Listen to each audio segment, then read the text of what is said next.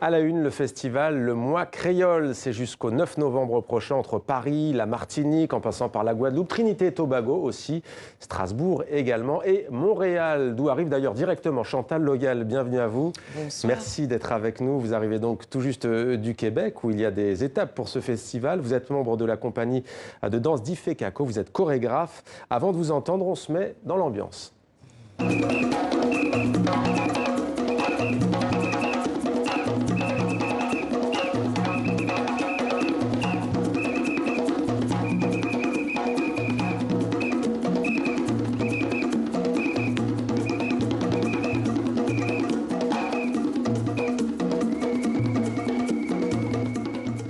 Voilà, la danse, beaucoup de danse, mais pas seulement, Chantal Logal. Pas seulement, ce festival créole, c'est la musique de la tradition, on va dire du passé et du présent, le jazz, la Martinique, la Guadeloupe, le Bélay, le Gros-Cas, la Guyane, la Réunion.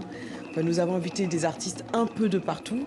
C'est un festival aussi qui se veut scientifique, qui est autour des langues créoles. Donc nous avons aussi invité beaucoup de chercheurs autour de cette langue créole. Vous avez dit des langues créoles, pourquoi il n'y a pas qu'une langue créole? Il n'y a pas qu'une langue créole, nous avons les langues créoles, on va dire francophones, lusophones, anglophones.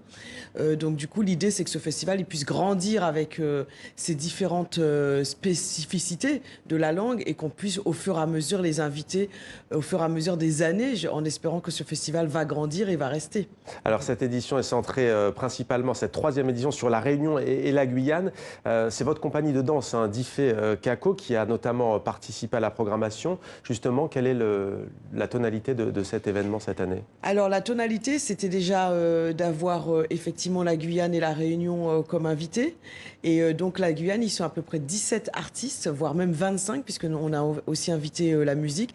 Et la tonalité, comme je vous l'ai dit, c'est beaucoup de transmission, beaucoup de musique, de danse et de théâtre. Et surtout beaucoup plus, on va dire, de presse aussi sur ce festival pour faire connaître les artistes et leur donner une visibilité. Donc la tonalité est à peu près la même que les autres années, sauf que, à la différence, ce festival est itinérant cette année, prend vraiment place dans une itinérance.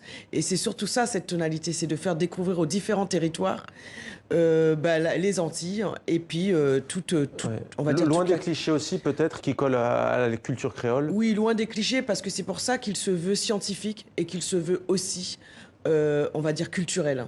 Donc du coup, il y a beaucoup de transmissions autour des langues créoles, beaucoup de rencontres, de débats. Il y a un terme aussi important, c'est la créolisation, celle notamment prônée par le poète Édouard Glissant. En quoi consiste justement, par exemple, la créolisation dans votre discipline, la danse contemporaine? Moi, dans ma discipline, justement, je travaille autour du triangulaire. Mon travail a vraiment une composante de l'Afrique, de la Caraïbe et de l'Europe.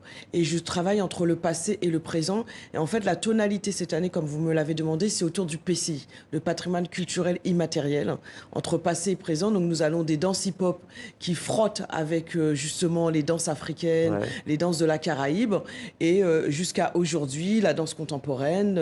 On peut retrouver un danseur ou une danseuse contemporaine dans ma compagnie, et l'Afrique. Il y a même le quadrille, une danse de bal française importée par les colons au XVIIIe siècle aux Antilles. Comment vous la revisitez? Eh bien écoutez, on l'a revisité en faisant un travail intergénérationnel, en mettant une commandeuse de quadrille sur scène, puisqu'on a le quadrille à commandement, et en le confrontant au rap, au slam, du hip-hop, donc d'aujourd'hui, le patrimoine culturel d'aujourd'hui, donc entre les plus jeunes et les moins jeunes.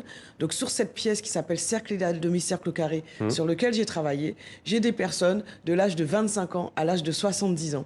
Donc c'est comme ça que c'est revisité par le costume, par la musique, par l'espace, par les différentes danses et les différents possibles aujourd'hui pour que ces deux cultures d'aujourd'hui, du passé et du présent puissent se confronter. Chantal Logal, merci beaucoup d'avoir pris le temps de venir sur notre plateau alors que vous êtes encore en décalage horaire. Vous arrivez tout juste de Montréal. Le mois créole, c'est jusqu'au 9 novembre prochain. Voilà. Merci à vous. Et puis surtout le mois créole sur .fr, lemoiscréole.fr, vous pouvez aller voir sur notre site internet. Eh bien voilà, tout est dit. Merci à vous Chantal Logal. Je vous remercie, au revoir.